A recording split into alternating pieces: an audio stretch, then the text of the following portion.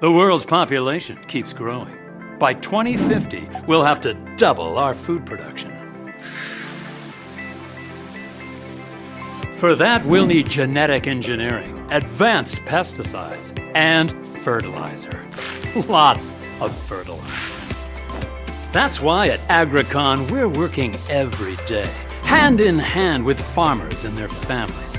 And don't you want to feed the world? Messages like this one seem to be popping up everywhere, but who's really behind them? Turns out it's the corporations profiting from this way of farming, like those selling the pesticides, fertilizers, and chemicals. They're spending billions to warn us that their way is the only way, with industry groups like the Alliance to Feed the Future, whose members include the Association for Dressings and Sauces and the National Frozen Pizza Institute.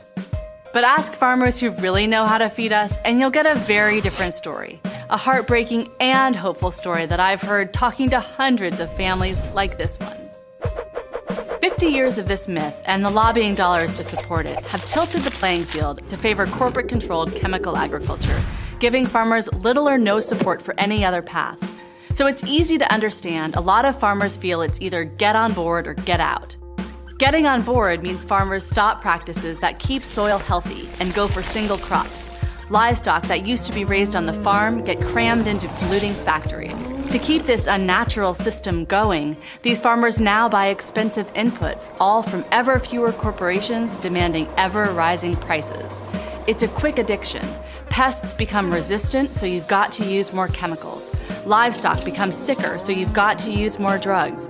Soil loses its natural fertility, so you've got to use more chemical fertilizer.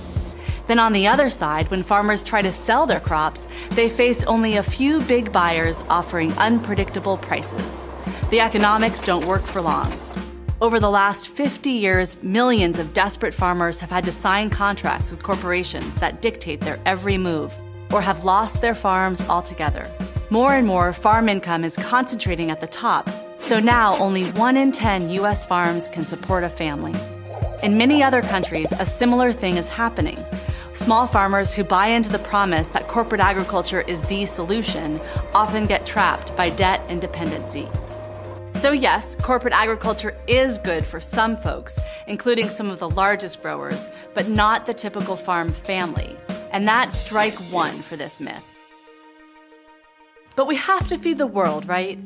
And if not this way, what choice do we have? A great one. We just don't see ads for it, and it certainly isn't getting the subsidies going to corporate ags. State-of-the-art sustainable farming ends this unnatural chemical addiction. It uses better practices, not ever more expensive purchases. Sustainable farmers build healthy soil by planting a variety of crops and rotating them. They raise their animals on the farm, not in cramped factories. They fertilize using compost and livestock or planting soil-nourishing crops. Healthier plants with good crop rotation also help keep pests in check without hurting the bugs we need, like those all-important pollinators. How does this choice impact everyone else? Massively. Industrial farms degrade and erode precious topsoil. 64 tons per acre are being lost every year in some spots in our heartland. They suck up huge amounts of water, a lot of it from deep underground, essentially irreplaceable. And they use millions of pounds of antibiotics, a practice that leads to dangerous new bacteria. They also produce toxic runoff that pollutes our rivers, our oceans, and us. The average American already has at least 13 pesticides in our bodies. And thanks to chemicals in the field, farmers and farm workers have higher rates of many cancers. So the sustainable farm is better for farmers and the environment. But can it really feed the world? Study after study is saying yes. Sustainable farms produce as well, and in drought years, even better. This is important news for small farmers who already grow 70% of the world's food. To increase production, they don't have to follow the chemical path. And the future we're all talking about feeding? The industrial farm requires more fossil fuels, water, and mined minerals, all stuff that will only get more expensive as it runs out. So down the line, the chemical path not only can't work for farmers, it won't be a choice at all. Corporate agriculture doesn't reliably grow more food in the future or even today. And that's strike two for this myth. But we still haven't looked at the biggest hole of all. They say we need to double food production or we'll go hungry. Really? We already have almost 3,000 calories a day available for every human being on Earth. More than enough. And that's after wasting a third of all food grown. And a lot of what is grown isn't food we eat directly. A third of the world's grain is going to livestock. In the US, our biggest crop is corn, but less than 1% of all corn planted is what we eat. Most goes to fuel or feed. So staying on this track, we could increase production and still have more hunger. To end it, everybody has to have the power to buy or grow the food they need. And that's what sustainable farming is all about.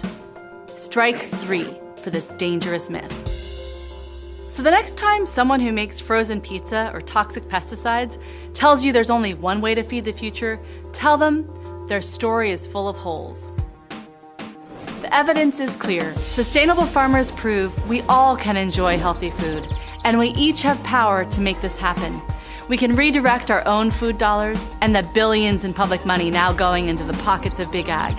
We can stand up and speak out for sustainable farmers here and around the world.